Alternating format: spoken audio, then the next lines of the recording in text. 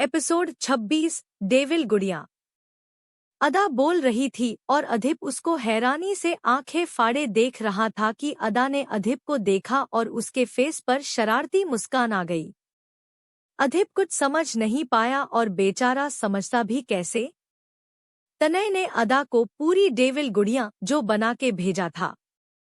अधिप अदा के नेक्स्ट छोड़ने वाले बाण का अंदाजा भी नहीं लगा पा रहा था जिससे वो बच सके। अदा ने छोटे बच्चों जैसे अपने होठों पर जीभ फेरी और झटके से अधिप की शर्ट पकड़ी और फाड़ दी।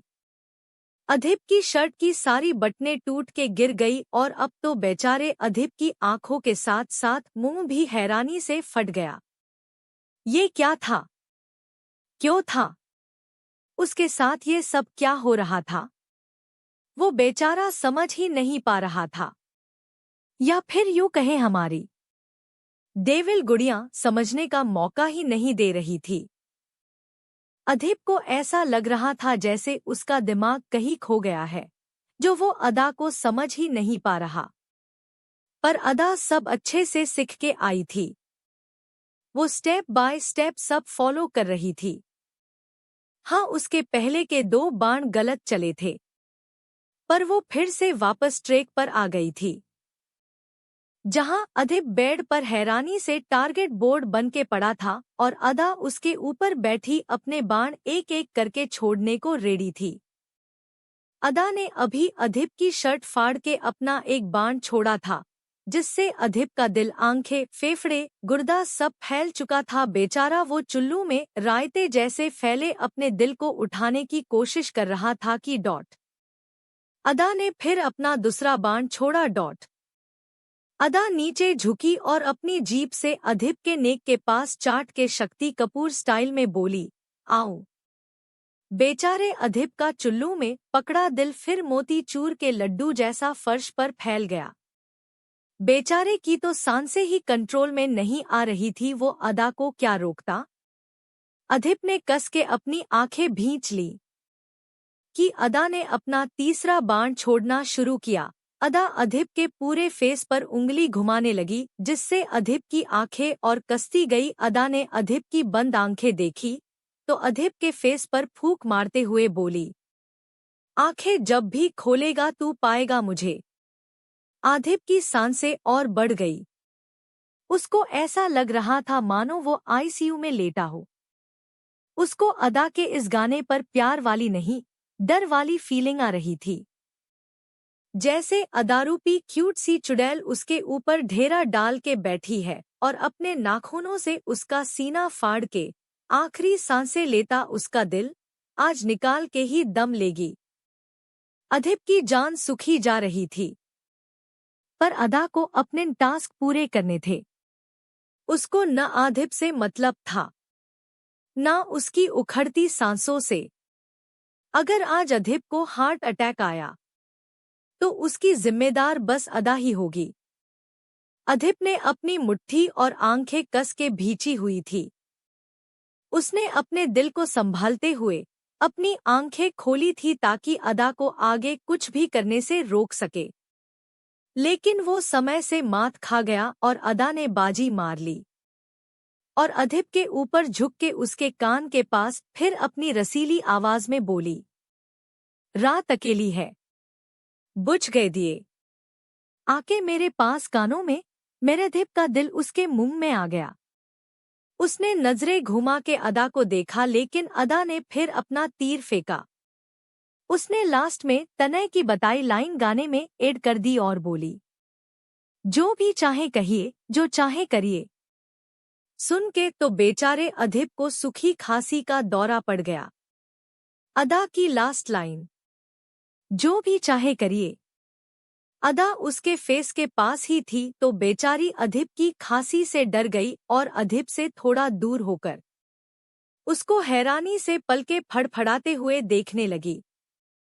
अदा के दूर होने से अधिप को अब थोड़ा संभालने का मौका मिला और उसने तुरंत मौके के चौका मारा और अदा को उठा के बेड पर पटक दिया और उठ ऐसे टेबल पर रखे पानी की तरफ ऐसे भागा जैसे वो पानी नहीं, अमृत हो जिसको पीने से उसको सांसें वापस मिल जाएगी। अदा किसी ढोल जैसे बेड पर लुढ़क के बेड पर गिरी थी। शौक तो वो भी हो गई थी, अचानक से दुनिया इतनी गोल मटोल कैसे हो गई। अधिप ने उसको इतनी जल्दी में घुमा के पटका था कि उसको कुछ समझ ही नहीं आया था।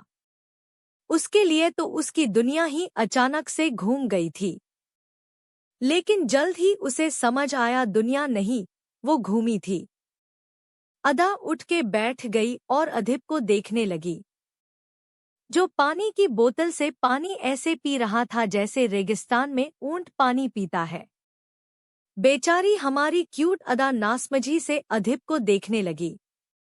उसको तो पता ही नहीं था आखिर हो क्या रहा है, और अधिप ऐसे जानवर जैसे एक सांस में पानी क्यों पी रहा है। पर हमारी अदा रानी को कौन समझाए, उसने तो आज ऑलमोस्ट अधिप की सांसें बाहर ही निकाल दी थी। अब वो ऐसे पानी ना पिए तो बेचारा क्या करे। लेकिन फिर भी अदा को क्या, ये अधिप का प्रॉब्लम है, उसकी सांसें रुक रही है तो अदा के लिए तो उसके टास्क जरूरी थे। उसके तो अभी कुछ और तीर बाकी थे। इसलिए अदा फिर बाकी के तीर चलाने के लिए मैदान में उतरी। अधिप बस पानी पिए ही जा रहा था, जैसे आज के बाद उसको दोबारा पानी नहीं मिलेगा। पर उसका गला फिर से सुखाने हमारी अदा मैडम तत्पर थी। अदा पीछे से आई और अधिप को हग कर लिया। इस बार अधिप की शर्ट आगे से फटी थी, तो अदा के छोटे छोटे हाथ उसकी स्किन पर थे। अदा का हाथ अपनी स्किन पर फील होते ही अधिप के मुंह से पानी बाहर आ गया। उसने अपना सिर नीचे करके देखा तो अदा उसके पेट को एक हाथ से पकड़े दूसरे हाथ से उसके पेट में होल कर रही थी। अधिप ने इस बार अपने थूक से अपने गले को गिला किया और अपने आप को नॉर्मल करते हुए अदा के हाथ पकड़ के अदा की तरफ घूमा। तो अदा फिर तैयार थी अधिप पर बिजली गिराने को। अदा ने अधिप को हवा की किस देना शुरू किया और आंख मारते हुए सिर हिला के इशारा किया। अधिप की सांस एक बार फिर रुक गई। अदा को उस इशारे का मतलब नहीं पता था, लेकिन अधिप अच्छे से समझ गया था अदा उसको किस टाइप का और कैसा इशारा कर रही है। अधिप की आंखें बड़ी और सांसें कंट्रोल के बाहर थी। अदा का बच्चों के जैसे आंख मारना अधिप के दिल पर हथौड़ा मार रहा था। लेकिन अब अधिप बॉर्डर लाइन पर आके खड़ा हो गया था। उसकी सीमा रेखा के बाहर अदा उसको परेशान कर रही थी। अधिप उसको ऐसे रोक नहीं सकता था। इसलिए अधिप ने अपना सीक्रेट वेपन अदा के ऊपर ट्राई किया। अधिप ने अदा को पकड़ के अपने और पास किया और उसके कान के पीछे अंगूठा रख के दबा दिया। अदा आंख मारते मारते बेहोश हो गई और अधिप की बाहों में गिर पड़ी। अधिप ने अदा को थाम लिया और एक चैन की सांस ली। अब शायद वो अदा रूपी शैतान गुड़िया से बच गया था, लेकिन ये बस उसकी आंखों का धोखा था। तनय अधिप को और उसके मूव्स को अच्छे से जानता था, इसलिए उसने सारे सुरक्षा कवच के साथ अदा को भेजा था। अदा अधिप के सीने से लगी थी और अधिप उसको उठा के बेड पर लेटाने की सोच ही रहा था कि अदा ने अपनी आंखें खोली और अधिप के सीने पर जोर से चुटकी काटते हुए फिर शक्ति कपूर स्टाइल में बोली, आऊं। अधिप की शौक में आंखें फिर फैल के 2 से 4 हो गई। ये कैसे पॉसिबल था? अदा उसके इस वार से कैसे बची? पर अधिप बेचारा अपने खुद के दोस्त का मारा समझ नहीं पाया। तनय के फूल प्रोटेक्शन के साथ अदा रूपी बाण उसके ऊपर छोड़ा था। अब अदा को बाण बोलना गलत होगा। अदा को तो अब परमाणु बम घोषित कर देना चाहिए, जो आज अधिप के ऊपर फूट के उसके दिल, दिमाग, फेफड़े, किडनी सबको फेल कर देगी। अधिप शौक में अदा को देख रहा था कि अदा प्यार से पलके फड़फड़ाते हुए एक नजाकत भरे अंदाज में अधिप का हाथ पकड़ के अपने कदम पीछे लेते हुए बेड की तरफ जाने लगी। अधिप बेचारा फिर अदा के नैनों के तीर से घायल हो गया। घायल क्या भाई, अधिप तो सीधा हिप्नोटाइज हो चुका था। वो भी अदा के साथ साथ बढ़ने लगा। अदा अधिप को बेड के पास लेकर आई और घूम के अधिप को धक्का दे दिया। अधिप सीधा बेड पर गिर पड़ा। अधिप अभी पूरी तरह अपने सेंस खो चुका था। अदा उसके साथ जो करना चाहती थी वो कर रही थी। अदा क्यूट शेरनी के जैसे अधिप के ऊपर 4 पैरों पर चल के उसके पेट पर आके बैठ गई। अधिप अपनी सांसें थामे अदा को देख रहा था। अदा भी पलके फड़फड़ाते हुए अधिप को देख रही थी। चारों तरफ शांति थी और उस शांति में अधिप की तेज चलती सांसें आराम से सुनी जा सकती थी। अदा फिर अधिप के ऊपर लेट गई और अपनी दोनों कोहनी अधिप के सीने पर रख के हथेली में अपना फेस रख के मुस्कुराते हुए अधिप को देखने लगी। अधिप का दिल पूरा घायल हो चुका था। घायल क्या, रायते जैसा फर्श पर फैल चुका था। अधिप नजरें ही नहीं हटा पा रहा था अदा के फेस से। अदा इस टाइम क्यूट सी शरारत भरी मुस्कान मुस्कुरा रही थी, जैसे कोई छोटा बच्चा शरारत करने पर अपनी मम्मी को अपनी क्यूटनेस से मस्का लगाता है।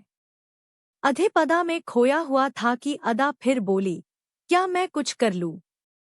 अधिप को अदा की कोई बात सुनाई नहीं दी। अदा थोड़ा खिसक के अधिप के फेस के पास आई और उसके फेस पर इधर उधर होठ घुमा के बोली, मैं किसी किसी कर लूं। अधिप की आंखें फिर बंद हो गई। उसकी धड़कनें रोलर कोस्टर पर भाग रही थी। अदा ने अधिप के दोनों गालों पर किस किया तो अधिप की सांसें एक बार फिर रुक गई। अदा ने फिर अधिप के होठों पर होठ रख दिए। अधिप की आंखें और कस के भींच गई। उसके होठ एक बार फिर अदा को किस करने के लिए खुल गए, लेकिन वो अदा को किस कर पाता उससे पहले अदा अधिप के ऊपर ठीक से होकर बैठ गई और अपने हाथ झाड़ते हुए बोली, मेरा हो गया, बाय, गुड नाइट। अधिप ने अपनी आंखें हैरानी से खोल ली। ये क्या था? और बेचारा ऐसा सोचता भी क्यों ना? उसके दोबारा होठ खुले के खुले जो रह गए थे और अदा उसके ऊपर हाथ साफ करके सोने जा रही थी। अदा ने तो उसके रायते जैसे फैले दिल पर सीधा पोछा मार दिया था। अदा अधिप के ऊपर से उठी और अपनी जगह जाके लेट गई, लेकिन अधिप शॉक में अभी तक बेड के नीचे साइड लेटा था। अदा अपनी जगह लेटी और उसने अपने पैर फैलाए तो उसकी लात सीधा अधिप के मुंह पर पड़ी। अधिप चौंक के उठ के बैठ गया और अदा को घूर के देखने लगा, लेकिन अदा तनय की चमची नहीं, बड़ा वाला चमचा थी। उसको अब अधिप से कोई मतलब नहीं था। तनय के सारे सिखाए तीर उसने अधिप के ऊपर चला दिए थे और अब तनय के कहे मुताबिक वो आंखें बंद करके मस्त लेटी थी, जैसे कुछ अभी हुआ ही नहीं। अधिप मुंह खोले अदा को देख रहा था। ये शैतान गुड़िया थी क्या चीज, उसकी धड़कने रोक के खुद इतने आराम से सोने चली गई। ऊपर से उसको लात मार रही है, वो भी मुंह पर। अधिप का दिल अब प्यार से नहीं गुस्से से धड़क रहा था, लेकिन बेचारा वो अभी अदा से कुछ नहीं कह सकता था। अदा तो चाबी वाली गुड़िया थी, जिनसे अपनी ताली बजा ली तो शांत हो गई। पर अधिप अदा को छोड़ेगा नहीं। अदा बस एक बार सब समझने लगे। अधिप एक बार में उसकी सांसें उखाड़ देगा। अदा के फेंके हर एक तीर का बदला लेगा अधिप रूपी फैजल। पर उससे पहले जिसने अदा रूपी तीर को तैयार किया उसका कमान तोड़ना होगा। अधिप चीड़ के उठा और सीधा तनय के रूम में आया तो तनय मस्त पेट के बल लेटा, पिलो को हग किए सपने में इला को किस करने जा रहा था कि अधिप आया और बेड के ऊपर खड़ा होकर तनय के बैक पर जमा के लात मारना शुरू कर दिया। बेचारे क्यूट तनय की सपने में भी किस अधूरी रह गई और वो चीखते हुए अपने सपने से बाहर आया। अधिप गुस्से में चिढ़ा हुआ बस तनय पर लातों की बारिश कर रहा था। तनय होश में आया और बेड पर पलट गया और अधिप का पैर पकड़ते हुए बोला, ओए पिछड़ी प्रजाति के आदिमानव मार क्यों रहा है? अधिप ने अपना पैर तनय छुड़ाया और उसके ऊपर दोनों साइड पैर डाल के बैठ गया और उसके मुंह पर मारते हुए बोला, तूने अदा को क्या सिखाया? तनय जो अभी मुंह बनाए था वो मुस्कुरा दिया और बोला, कैसी लगी? अधिप चिढ़ा हुआ बोला, बहुत बुरी, और अब मैं तेरी हालत भी मार मार के बुरी कर दूंगा। तेरी हिम्मत कैसे हुई? तनय ने जल्दी से अधिप को घुमा के बेड पर गिराया और बेड से उठ के खड़ा होते हुए बोला, जैसे तेरी हिम्मत हुई मुझे 2 बार पानी में डुबोने की। अधिप खड़ा हुआ और तनय को पकड़ने की कोशिश करते हुए बोला, तू रुक, आज तुझे पानी की टंकी में डाल के आता हूँ। तनय तुरंत बेड के दूसरे साइड भाग गया और बोला, जब अच्छी लगी तो फिर क्यों बच्चे की जान लेने में तुला है? देख, मैंने बिना बोले तेरा काम आसान कर दिया, तुझे तो मुझे थैंक यू बोलना चाहिए। अधिप तनय को पकड़ने की कोशिश करते हुए बोला, तू हाथ आ पहले, फिर अच्छे से थैंक यू बोलता हूँ। तनय क्यूटनेस से बोला, ना डॉट मैं नहीं आ रहा, तेरी बातें और तेरे एक्सप्रेशन मैच नहीं हो रहे।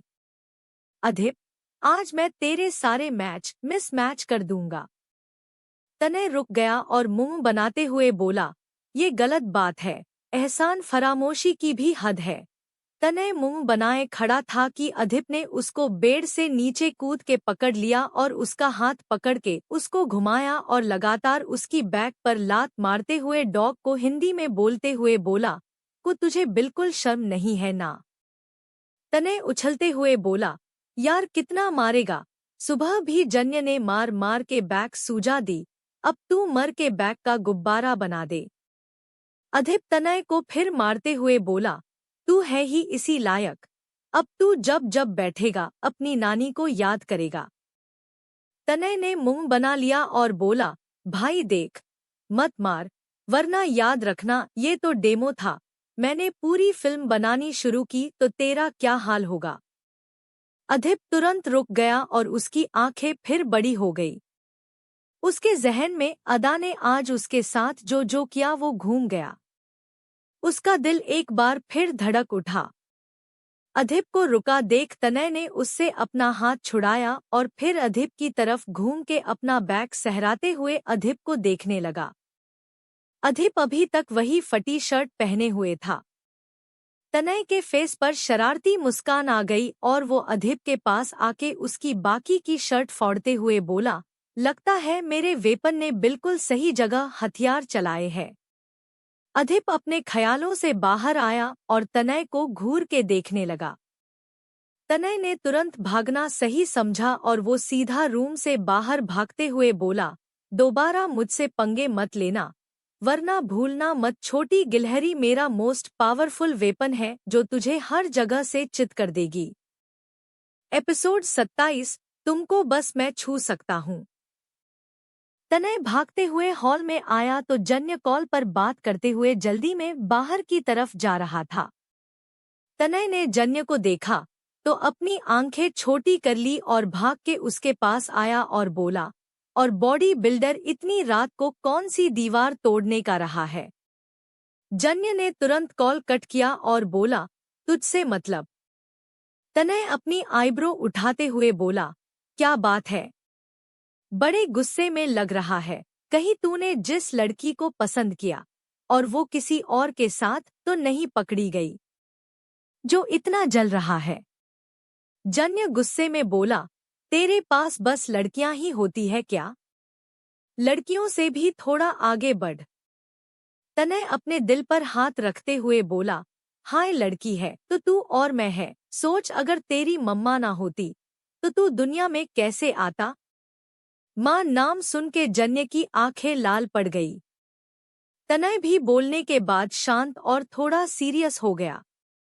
जन्य गुस्से में तनय को देख रहा था कि तनय सीरियस होकर अपनी गलती पर माफी मांगते हुए बोला, सॉरी, मेरा तुझे हर्ट करने का इरादा नहीं था।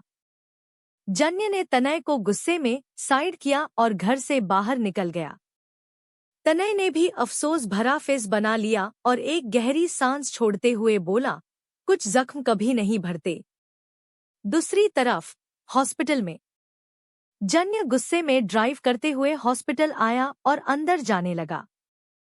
एक डॉक्टर जन्य को देख के उसके पास भाग के आया और जन्य के पीछे चलते हुए बोला, सर उस लड़की को होश आ गया है, लेकिन वो कुछ ना बोल सकती है, ना अपनी बॉडी मूव कर सकती है।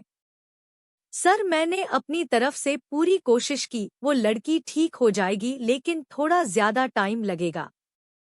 जन्य अपनी रूड आवाज में बोला, मेरे पास इतना टाइम नहीं है, या तो उस लड़की को ठीक करो या फिर तुम खुद बेड पकड़ लो, वरना मैं तुमको बेड पर नहीं सीधा जलती लड़कियों पर लेटने लायक बना दूंगा। डॉक्टर मिस्टर सिंह के पसीने छूट गए। जन्य एक रूम में आया जहां नीलिमा लेटी थी। जन्य नीलिमा के पास आके खड़ा हो गया और अपनी गन निकाल के लोड की। लोडिंग की आवाज से नीलिमा ने अपनी आंखें खोली। जन्य ने सीधा नीलिमा के माथे पर गन रख ली और रूड आवाज में बोला, तुम अब मेरे किसी काम की नहीं, तुम्हारी जान इसलिए बचाई थी ताकि तुम मुझे चीफ के बारे में बता सको, पर तुम तो ना बोल सकती हो ना अपने हाथ मूव कर सकती हो, तो तुम्हारी कोई जरूरत नहीं बची, और मैं इतना भी अच्छा नहीं हूं कि अपने दुश्मन की जान बचाने में पैसा वेस्ट करूं। नीलिमा की आंखों में आंसू आ गए, लेकिन जन्य पर कोई असर नहीं पड़ा और वो उसी रूड टोन में बोला, फिर भी तुम्हारे पास बचने का एक मौका है, उम्मीद है तुम अब सही सही जवाब दोगी, वरना ऊपर वाले के दरवाजे तुम्हारे लिए खुले हैं। नीलिमा ने अपनी पलकें झपका दी। जन्य समझ गया नीलिमा उसकी बात मानने को रेडी है। जन्य सीरियस फेस के साथ ही बोला, क्या तुमको कोड लैंग्वेज आती है जिससे तुम मुझे चीफ के बारे में इंफॉर्मेशन दे सको? नीलिमा ने फिर अपनी पलकें झपका दी। जन्य ने तुरंत गन नीलिमा के माथे से हटा ली और बोला, कौन है चीफ? नीलिमा ने गहरी सांस ली और अपनी पलकों से कोड लैंग्वेज में बोलने लगी। जन्य नीलिमा की पलकें बहुत ध्यान से देख रहा था। नीलिमा की पलकों को देखते हुए जन्य की आंखें बड़ी हो गई और वो तुरंत नीचे झुका तो उसके पीछे खड़े एक आदमी का निशाना चूक गया, जो पीछे से जन्य को रॉड से मारने वाला था। जन्य घूमा और उस आदमी के हाथ पकड़ लिए और दोनों के बीच फाइट स्टार्ट हो गई थी। नीलिमा आंखों में आंसू भरे जन्य को देख रही थी। नीलिमा अच्छे से जानती थी चीफ उसको छोड़ेगा नहीं। उसको होश आ गया है तो ये खबर चीफ तक पहुंच गई होगी। जन्य उस आदमी से लड़ रहा था कि ग्लास को तोड़ते हुए एक छोटा सा तीर रूम के अंदर आया और नीलिमा की गर्दन में घुस गया। नीलिमा की आंखें बड़ी और सांसें तेज हो गई, लेकिन वो ना चिल्ला सकती थी ना कुछ और कर सकती थी। जन्य और वो आदमी लड़ रहे थे कि जन्य ने अपनी गन निकाली और उस आदमी के सीने में 4 गोलियां उतार दी। गोलियों की आवाज से बाहर से बॉडीगार्ड भी भागते हुए अंदर आए और उस आदमी को मरा हुआ जमीन पर पड़ा देख के थोड़ा शॉक हो गए। जन्य ने गुस्से में अपने बॉडीगार्ड्स को देखा और बोला, मिस्टर सिंह के सिवा कोई भी डॉक्टर कोई भी नर्स इस रूम के आस-पास भी नहीं दिखनी चाहिए। बॉडीगार्ड ने ओके कहा और उस आदमी को खींचते हुए बाहर ले गए। वो आदमी डॉक्टर का भेष लेकर नीलिमा को मारने आया था, इसलिए बॉडीगार्ड ने उसको अंदर आने दिया था, क्योंकि नीलिमा को जस्ट अभी होश आया था और मिस्टर सिंह जो नीलिमा का केस हैंडल कर रहे थे वो बार बार रूम में आ जा रहे थे नीलिमा को चेक करने के लिए। जन्य ने अपनी गन रखी और फिर नीलिमा के पास आया तो नीलिमा को बेहोश देख के जन्य की आंखें बड़ी हो गई। उसने जल्दी से नीलिमा की सांसें चेक की तो उसकी सांसें बहुत धीमे चल रही थी। जन्य ने तुरंत मिस्टर सिंह को बुलाया। मिस्टर सिंह भी भागते हुए आए और नीलिमा को चेक किया तो उनको नीलिमा की गर्दन पर बहुत छोटा सा तीर मिला। मिस्टर सिंह ने वो तीर निकाल के जन्य को दिया और बोले, सर नीलिमा को जहर दिया गया है, अब शायद ही हम इसे बचा पाए। जन्य की मुट्ठी कस गई। उसने अपने हाथ में पकड़े तीर को ध्यान से देख तो उस छोटे से तीर में सी लिखा था। जन्य सी का मतलब बहुत अच्छे से जानता था। जन्य गुस्से में दहाड़ पड़ा और बोला, चीफ। दूसरी तरफ अधिप अपने रूम में आया तो डोर के बाहर ही उसके कदम रुक गए। उसके दिल में अजीब सी बेचैनी होने लगी। उसके दिल और दिमाग में अदा ने उसके साथ अभी जो किया वो सब घूम रहा था। अदा एक न्यूबॉर्न बच्चे जैसी थी जिसको कोई समझ नहीं थी, लेकिन अदा की हरकतें अधिप के दिल और दिमाग दोनों पर असर कर रही थी। वो जानता था अदा को कुछ फील नहीं होता। अदा के लिए ये सब बस एक खेल जैसा था, लेकिन अधिप के लिए ये दिल का दर्द बनता जा रहा था। अदा की ऐसी ही हरकतें रही तो वो कैसे अदा को ठीक कर पाएगा। अदा की आंखें किसी हिप्नोटाइज करने वाली बॉल से कम नहीं थी। अधिप खड़ा सोच रहा था कि फिर उसके दिमाग में आया, बस ये कुछ समय की बात है, एक बार अदा कुछ समझने लगे उसके बाद वो ऐसे गुड़िया बन के नहीं घूमेगी। किसी बच्चे को भी ठीक से चलने में 2 साल का समय लगता है। अदा को भी समय लगेगा, पर वो सब समझने लगेगी, फिर उसको परेशान भी नहीं करेगी। अधिप गहरी सांस भरते हुए रूम के अंदर आ गया। अधिप का रूम के अंदर आना था कि अदा उसके सीने से चिपक गई। अधिप फिर शॉक हो गया। उसको तो लगा था अदा इतनी देर में सो गई होगी, लेकिन अदा तो सीधा उसके सीने से आके लग गई। अधिप को फिर थोड़ा अजीब सा महसूस हुआ। एक तो उसने ऊपर शर्ट नहीं पहनी थी, तो अदा का गाल सीधा उसकी स्किन पर था। अधिप को अब बेचैनी से ज्यादा अपना दम घुटता हुआ महसूस हो रहा था, और ऐसा होता भी क्यों ना, बेचारा वो अभी तो नॉर्मल होकर आया था और अदा ने फिर उसके ऊपर अटैक कर दिया। अधिप खड़ा अपनी घुटन को कम कैसे करे सोच रहा था कि अदा रोने वाली आवाज में बोली, बॉस। अदा की रोने जैसी आवाज सुन के अधिप की घुटन चुटकी बजाते हवा हो गई। उसने अदा को बाजू से पकड़ा और अपने आप से दूर किया और अदा को देखने लगा। अदा रो रही थी। अधिप परेशान हो गया और अदा को बेड के पास लेकर आया और उसको बैठा के बोला, क्या हुआ, तुम रो क्यों रही हो? अदा ने बच्चों के जैसे सुबकते हुए अपने हाथ की तरफ इशारा करके कहा, बॉस उई उई हो रही है। अधिप 2 मिनट तो समझ ही नहीं पाया उई उई क्या है, लेकिन अदा ने हाथ की तरफ इशारा किया था तो उसने अदा के हाथ को पकड़ के टी-शर्ट की आस्तीन ऊपर की तो अधिप की तो मानो हैरानी से आंखें बाहर आ गई। अदा का हाथ सूजा हुआ था और उसकी कोहनी के पास लाल निशान पड़ा था। अधिप ने तुरंत अदा की तरफ देख के पूछा, ये कैसे हुआ? अदा फिर बच्चों के जैसे मुंह बन के मासूमियत से रोते हुए बोली, चिटी काटी, किसी को बताना नहीं। अधिप की आंखों में गुस्सा उतर आया। उसने अदा के फेस पर हाथ रखते हुए कहा, ऐसा किसने सिखाया तुमको? अदा फिर मासूमियत से अधिप को देखने लगी, लेकिन वो इला का नाम नहीं जानती थी, इसलिए कुछ बोली नहीं। अधिप भी समझ चुका था अदा को पता नहीं किसने ऐसा किया, पर अधिप अदा का हाथ देखते ही समझ गया था अदा के हाथ में इंजेक्शन लगा है। इंजेक्शन वाली जगह पर लाल निशान पड़ा था। इला ने जल्दबाजी में ऐसे ही अदा की नस से खून निकाल लिया था, जिससे अदा के हाथ में सूजन और उस जगह छोटा सा लाल निशान बन गया था। अधिप ने जल्दी से अदा को अपनी गोद में उठाया और अपनी लैब में लेकर आ गया। अदा की आंखों से बस आंसू निकल रहे थे, जो अधिप के दिल को जैसे तेजाब शरीर को जलाता है वैसे जला रहे थे। अधिप ने अदा को ला के टेबल पर बैठाया और कॉटन से उसके इंजेक्शन लगी जगह पर कोई दवा लगाने लगा। अदा ने दर्द से बस अपनी आंखें भींच ली थी। अधिप को ऐसे अदा को देख के बहुत बुरा लग रहा था। पता नहीं अदा कितनी देर से दर्द में होगी, लेकिन बेचारी कुछ बोल नहीं सकती तो चुप थी। जब दर्द उसकी बर्दाश्त करने की सीमा के बाहर गया होगा, तब उसने अधीप को बताया होगा। ये तो अच्छा था तनय ने अदा को ये समझा रखा था।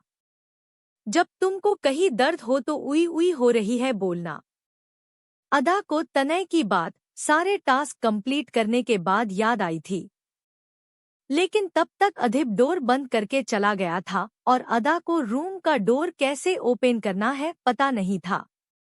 बेचारी मासूम सी अदा एक बार फिर अपनी मासूमियत की वजह से घंटों दर्द झेलती रही। अधीप दवा लगा के अदा के गाल पर प्यार भरा हाथ रखते हुए बोला, सुबह तक ठीक हो जाएगा। अदा ने अपनी आंखें खोल ली। अधीप फिर अदा को समझाते हुए अपने गुस्से को कंट्रोल करके बोला, आगे से तुमको कोई भी कुछ चोट पहुंचाए जिससे तुमको जरा भी दर्द महसूस हो, तुम तुरंत मुझे बताना, ओके? अदा भरे गले से बोली, ओके बॉस। अधीप ने अदा को सीने से लगा लिया, पर कुछ बोला नहीं। शायद शब्द नहीं थे। वो अदा की मजबूरी, उसकी मासूमियत सब समझता था, इसलिए उसे अदा के लिए डर सताता था। हर वक्त वो अदा के साथ नहीं रह सकता था, इसलिए वो चाहता था अदा थोड़ा बहुत तो समझने लगे, जिससे कोई उसका फायदा ना उठा सके। अधीप इतना तो अच्छे से समझ गया था किसी ने अदा का खून निकाला है, पर क्यों? किस लिए? क्या ये वो वही इंसान है जिसने अदा का ये हाल किया? अगर हाँ तो क्या वो अदा के ऊपर नजर रखे हुए है? उस इंसान को कैसे पता अदा कहाँ पर है? अधीप के दिमाग में अनगिनत सवाल उठ रहे थे। अधीप सोचते हुए अदा को फिर गोद में लिए अपने रूम की तरफ जा रहा था कि अदा बीच में ही बोली, भूख लगी है। अधीप अपनी सोच से बाहर आया और अदा को देखने लगा। अदा उसको ही मासूमियत से देख रही थी। अदा की मासूम सी शक्ल देख के अधीप की सारी टेंशन दूर हो गई। वो अदा को लेकर फिर किचन की तरफ मुड़ गया। अधीप अदा को किचन में लेकर आया और किचन काउंटर पर अदा को बैठा के उसके लिए ओट्स बनाने लगा।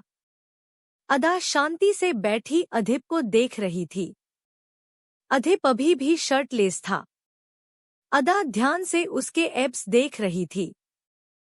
अधीप अदा के पास ओट्स बना के लेकर आया और उसको चम्मच से खिलाने लगा।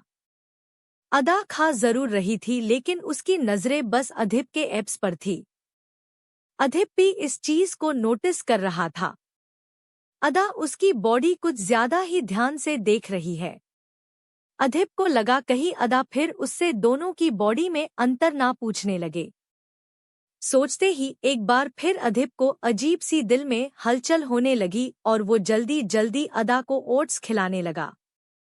अदा ने सिर उठा के अधीप को देखा तो अधीप ने अपनी नजरें इधर उधर कर ली और बोला, जल्दी जल्दी खाओ।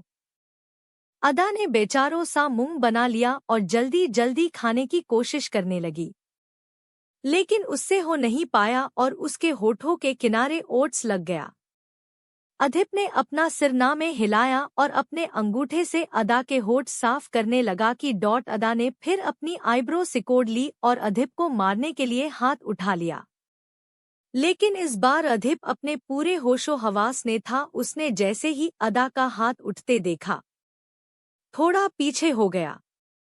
अदा का हाथ हवा में अधीप के आगे से पार हो गया और वो मुंह खोल के अधीप को देखने लगी। अधीप ने अदा को आंखें छोटी करके देखा और बोला, मेरी बिल्ली मुझी से म्याऊं। अदा शांति से अधीप को देख रही थी। एक बार फिर वो इस गोले की गोल मटोल बात को समझ नहीं पाई थी। अधीप अदा के पास आया और उसका सिर उठा के उसकी आंखों में देखते हुए बोला, मैं तुमको छू सकता हूँ, समझी? अदा भी अधीप की आंखों में देख रही थी। अधीप की आंखों में अजीब सी कशिश थी, लेकिन अदा को घंटा कुछ समझ आना था कि अधीप किस इंटेंशन से बोल रहा है। पर अधीप अपनी बात पूरी करते हुए बोला, तुम मुझे मार नहीं सकती, ओके? इतना बोल के अधिप ने अदा के होठों पर अपना अंगूठा रख लिया और उसके होठ धीरे से रफ करते हुए बोला, तुमको बस मैं छू सकता और कोई नहीं, समझी। अदा ने अधिप को देखते हुए एक अच्छे बच्चे की तरह अपना सिर हाँ में हिला दिया, लेकिन उसके भेजे में ज्यादा कुछ घुसा नहीं। अदा के लिए अधिप की ये गोलमोल बातें केमिस्ट्री की रिएक्शन जैसी थी, जो कोई भी केमिकल मिलाने पर अजीब ही रिएक्शन देती है, जो न्यू स्टूडेंट के सिर के ऊपर से जाती है, और अदा अधिप की केमिस्ट्री वाली लव क्लास की न्यू स्टूडेंट जैसी थी।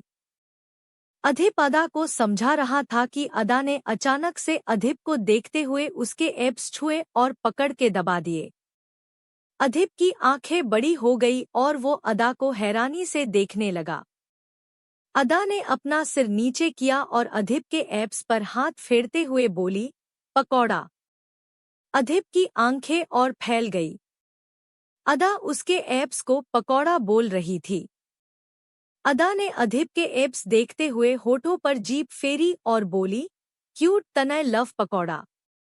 अधिप ने अपनी आईब्रो सिकोड़ ली। तनय का नाम आते ही उसके पकौड़ों में आग लग गई थी। ओ पकौड़े में नहीं, पकौड़ों के अंदर स्थित पेट में। अधिप ने गुस्से में अदा का फेस पकड़ा और उसका सिर ऊपर उठा के बोला, क्या बोला तुमने? अदा मासूमियत से अधिप को देखने लगी। अधिप अभी तो उससे प्यार से बात कर रहा था और अब गुस्से में कैसे आ गया? अदा को समझ नहीं आया। इस गोले के लोग भी भाई बड़े अजीब है, कभी भी गुस्सा हो जाते हैं। पर हमारी अदा मैडम को कौन समझाए, प्यार में बस पकौड़ों में आग नहीं लगती, सारे फास्ट फूड जल जाते हैं। और अधिप के इस टाइम सारे फास्ट फूड बस जले नहीं थे, जल के राख हो रहे थे। अधिप के दिमाग में चल रहा था, क्या तनय ने अदा को अपने एब्स दिखाए? तनय ने अदा को ऐसा कुछ सिखाया?